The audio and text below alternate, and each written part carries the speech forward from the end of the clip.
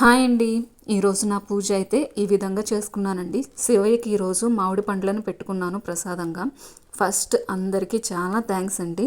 మన ఛానల్కి అయితే 6K సబ్స్క్రైబర్స్ వచ్చారు. నా ఛానల్ సబ్స్క్రైబ్ చేసిన ప్రతి ఒక్కరికి కూడా చాలా థ్యాంక్స్ అండి, నన్ను ఇంతగా సపోర్ట్ చేస్తున్నందుకు.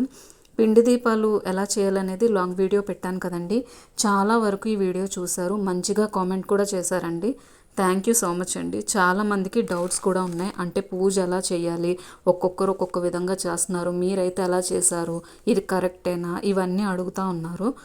కరెక్టేనండి, నేను చేసింది అయితే కరెక్టే. ప్రతి ఒక్కరు కూడా ఏ డౌట్ లేకుండా పూజనైతే ప్రారంభించండి. మనసులో ఏ డౌట్స్ పెట్టుకోవద్దు. అన్ని వీడియోస్ చూస్తే అలానే కన్ఫ్యూజ్ అవుతారండి. మనం ఎలా చేసామన్నది కాదు, మనం స్వామివారిని భక్తితో వేడుకోవాలి.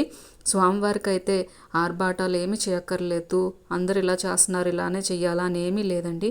ఆయనకి చలివిడి వడపప్పు పానకం పెట్టుకొని ఒకటైతే ఒకటి లేదా 2 లేదా 7 పిండి దీపాలను పెట్టుకొని మన ఇష్టం అండి, ఎన్నైనా పెట్టుకోవచ్చు. ఎన్నైతే అన్ని పెట్టుకొని స్వామివారిని భక్తితో పూజించాలండి. రిజల్ట్ అయితే 7 డేస్లో కనిపిస్తుంది. నేను పూజ చేశాక మా అమ్మగారు కూడా చేశారు, వాళ్ళకి ఆ రిజల్ట్ కనిపించింది. మా అత్తయ్య గారు కూడా రీసెంట్గా చేశారండి, తనకు కూడా హెల్త్ పరంగా చాలా బాగుంది ఇప్పుడు ప్రజెంట్ అయితే. మీకు ఇంకా డౌట్స్ ఏమైనా ఉంటే కామెంట్ చేయండి, నేను చెప్తాను ఆ డౌట్ అయితే.